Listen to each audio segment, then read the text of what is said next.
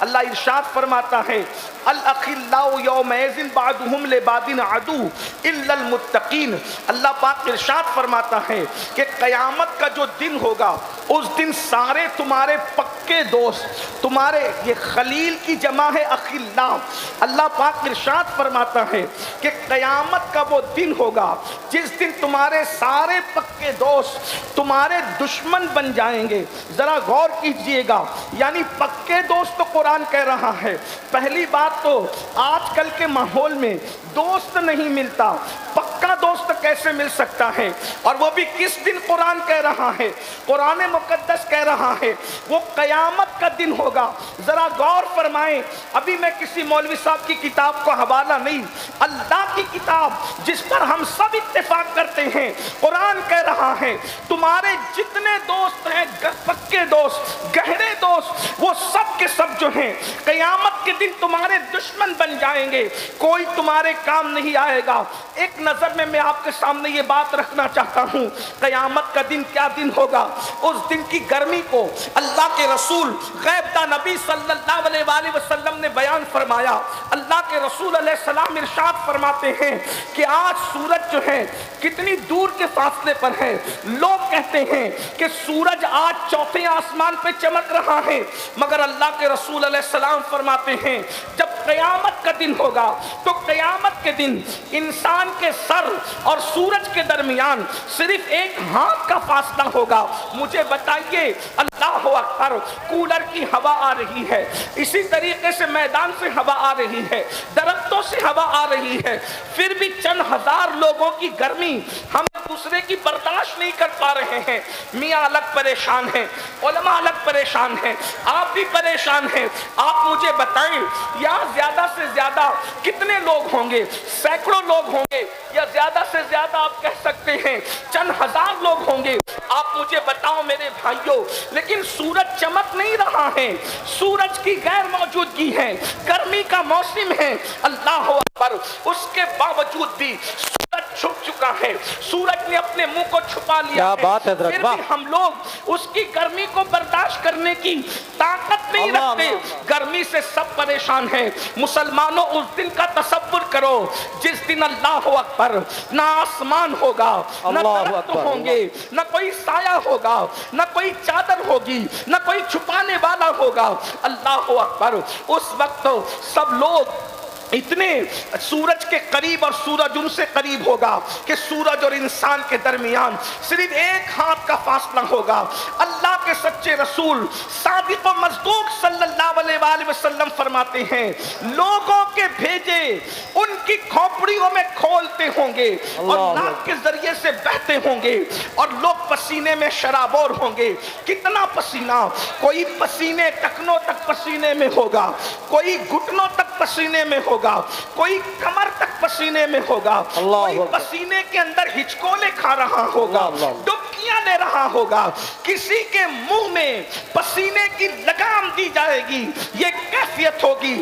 اس وقت کوئی ماں اپنے بیٹے کے کام نہیں آئے گی، اس وقت کوئی باپ اپنے بیٹے کے کام نہیں آئے گا۔ خون کے رشتے حرف غلط کی طرح مٹتے نظر آئیں گے۔ اللہ اکبر، کوئی کسی کے کام نہیں آئے گا۔ اس وقت کون کام آئے گا؟ جب سب نفس نفسی کے عالم میں ہوں گے، جب سب نفسی نفسی کہہ رہے ہوں گے، تو اللہ قرآن میں ارشاد فرماتا ہے الاخلاء یومئذ بعضهم لبعض عدو، جس دن سب دشمن بن جائیں گے، تمہیں کوئی کام نہیں آئے گا۔ کون کام آئے گا؟ تو قرآن کہتا ہے الا المتقین، جو متقی لوگ ہیں وہ قیامت میں تمہیں کام آئیں گے۔ اب قرآن سے پوچھو یہ متقی لوگ کسے کہتے ہیں؟ تو قرآن دوسرے مقام پہ کہتا ہے ان اولیاءہ الا المتقون، اللہ کے ولی متقی ہوا کرتے ہیں۔ اب مجھے بتاؤ جو ولی قیامت میں خدا کی عذاب سے بچا سکتا ہے وہ ولی دنیا کی مصیبتوں سے کیوں نہیں؟ نعرہ تکبیر، نعرہ رسالت، عظمت اولیاء اکرام، عرس جمالی، فیضان جمالی، مسلک اعلی حضرت حضور سید امیر القادری صاحب قبلہ، حضور صاحب سجادہ حضور سید سلیم میاں صاحب قبلہ، نعرہ تکبیر۔ واہ واہ، آپ مجھے بتائیں کہ دنیا کی مصیبت بڑی ہے یا آخرت کی مصیبت بڑی ہے؟ دنیا کی تکلیف بڑی ہے یا آخرت کی تکلیف بڑی ہے؟ جب آخرت کی تکلیف میں ولی کام آئے، اور میں تو قرآن آپ کے سامنے رکھ رہا ہوں، ولی کسی غیر متقی کو ولی نہیں کہتے۔ اللہ اکبر۔ ہمارے مسلک میں جن کو چھوکروں نے ولی کہا ہے، ہم اس کو ولی نہیں مانتے۔ جس کو اللہ نے ولی کہا ہے، ہم اس کو ولی مانتے۔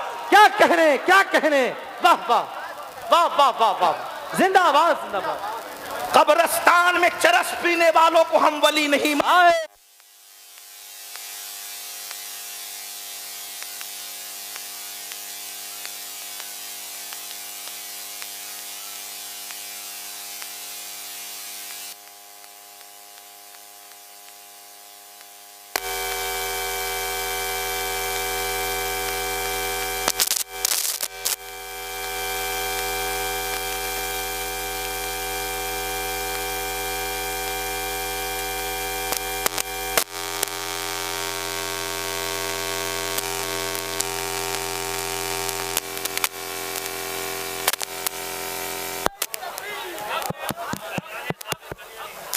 ہلی فرمان بھائی، لائٹ والے میں آپ سے گزارش کرتا ہوں کہ جنریٹر چلنے دیں، لائٹ سے نہ کریں اس کو، جنریٹر ہی چلنے دیں جب تک کل شریف ہوگا۔ فرمان بھائی تو ایک بار سب مل کے درود شریف پڑھیں، درود شریف پڑھنے کا سب درود شریف پڑھیں۔ اللہ رب محمد صلی اللہ علیہ وسلم، نحن عباد محمد صلی اللہ علیہ وسلم والا زبی و آلہ ابد الدہور وکرما، صلاۃ و سلام علیکہ یا سیدی یا جد الحسن والحسین۔ تھوڑی دیر میری بات سن لیں، میں نے بہت اہم عنوان آج آپ کے سامنے، چونکہ مجھے عنوان عظمت اولیاء دیا گیا تھا، اس لیے میں اسی پر قرآن اور حدیث کی روشنی میں بات کر رہا ہوں۔ اللہ کرے آپ کے دل و دماغ سے بہت سارے ڈاؤٹ کلیئر ہو جائیں، آپ کے ذہن میں جو باتیں جو ہے وہ اہل شک نے بپا کر رکھی ہے، اللہ کرے وہ شک نکل جائیں۔ یاد رکھیے گا، جو لوگ قبرستانوں میں بیٹھ کر نشہ کرتے ہیں، جو بھنگ پیتے ہیں، جو چرس پیتے ہیں، ہم ان کو ولی نہیں مانتے۔ اور یہ بات بھی کہہ دوں، اللہ اکبر، جن کو ناظم اسٹیج کے ناظموں نے ولایت دی ہے، توجہ فرمائیں، اہل منبر کی دعا چاہتا ہوں، اگر بات سمجھ میں آ رہی ہو تو میں ان کی معلومات میں اضافہ نہیں کر سکوں گا، لیکن میں ایک حق بات کہنے کے لیے آیا ہوں۔ اسٹیج کے ناظموں نے جن کو ولایت دی ہے، ہم اس کو ولی نہیں مانتے۔ میرے علی اور غوث نے جس کو ولی بنایا ہے، ہم اس کو ولی مانتے ہیں۔ چونکہ ایک بات آپ کو بتا دوں، ولی بنانے کا کام غوث العظم دستگیر کا ہے اور ان کے جد سرکار مولائے کائنات کا ہے، یہ بھی یاد رکھنا۔ اور میں بغیر حوالے کے نہیں پڑھنا چاہتا، کیونکہ یہ خانقاہ نقشبندی خانقاہ بھی ہے اور قادری خانقاہ بھی ہے۔ یہاں نقشبندیت اور قادریت دونوں گلے مل رہے ہیں۔ یہ نقشبندیت اور قادریت کا مجمع البحرین ہے، اس لیے یہ بات رکھنا چاہتا ہوں۔ مکتوبات شریف میں مجدد الفسانی شیخ مصر ہندی فرماتے ہیں کہ آدم علیہ السلام کے زمانے سے لے کر آج تک جو بھی ولی بنا ہے، وہ علی مرتضیٰ کے فیضان سے بنا، علی مرتضیٰ کے۔ نعرہ رسالت، عرس جمالی، فیضان جمالی، سید امیر القادری صاحب کی سلسلہ نقشبندیہ کے بڑے عظیم بزرگ حضرت قاضی ثناء اللہ پانی پتی بھی فرماتے ہیں، ہر ولی علی کے فیضان سے ولی بنا ہے۔ حضرت سیدی شاہ عبدالعزیز محدث دہلوی لکھتے ہیں، ہر ولی علی مرتضیٰ کے فیضان سے ولی بنا ہے۔ اور میرے امام اہل سنت نے بھی لکھا ہے کہ جس کو ولایت ملی ہے، خاتم ولایت حیدر کرار کے فیضان سے ولایت ملی ہے۔ اسی لیے دیکھیے، نہ ناسبیوں میں ولی ملتا ہے، نہ رافضیوں میں ولی ملتا ہے، ولی صرف اہل سنت کو جماعت میں ملتا ہے۔ واہ واہ، زندہ باد،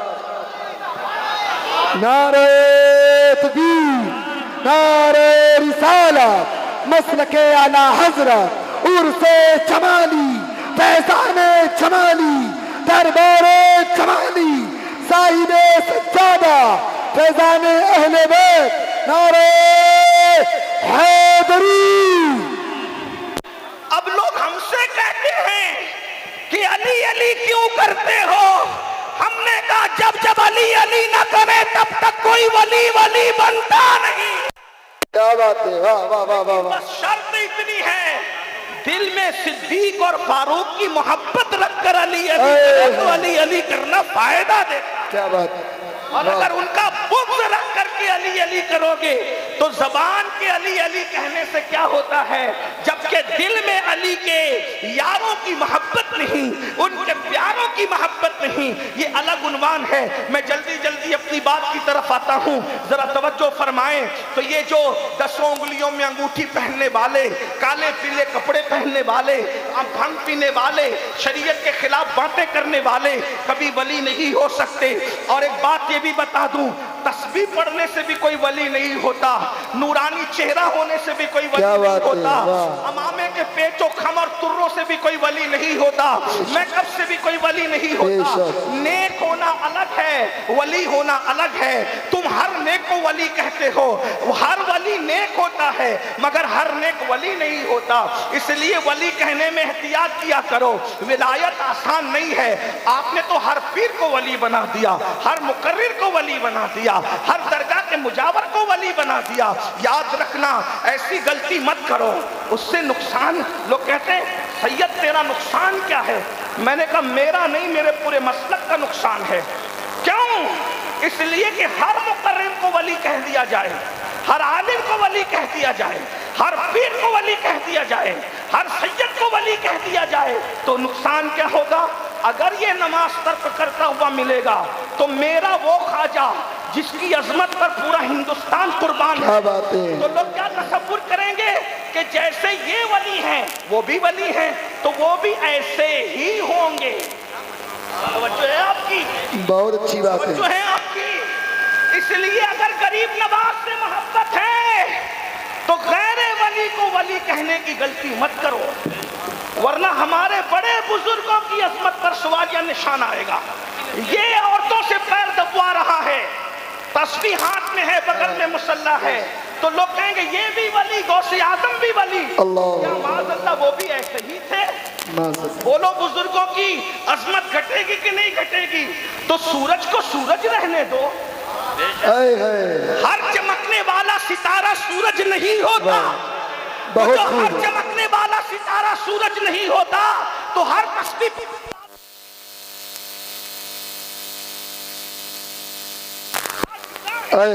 بے شک۔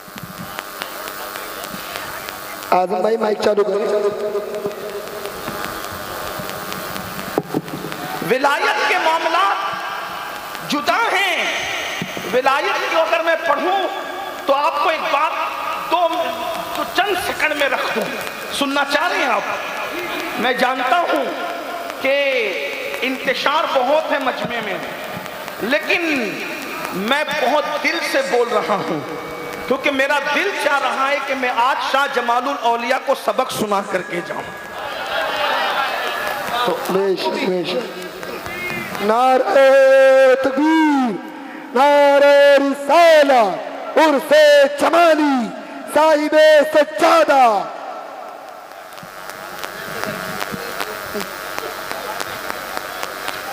ایک بار اگر سننا چاہ رہے ہیں تو درود شریف پڑھنے میں عرض کروں، اللہ رب محمد صلی اللہ علیہ وسلم نحن عباد محمد صلی اللہ۔ درود شریف پڑھنے کا پڑھ لیجئے، درود شریف مل کے پڑھ لیجئے درود شریف۔ اللہ رب محمد صلی اللہ علیہ وسلم نحن عباد محمد صلی اللہ علیہ وسلم صلاۃ و سلام علیک یا سیدی یا جد الحسن والحسین۔ دیکھو ولی کو چیک کرنے کے لیے میں اپنی طرف سے نہیں، سرکار غوث اعظم کی طرف سے آپ کو 12 نشانیاں دے جاتا ہوں۔ کسی کو بھی دیکھو، نیک سب ہو سکتے ہیں، ولی سب نہیں ہو سکتے۔ آپ کی توجہ میری طرف رہے، بس یہ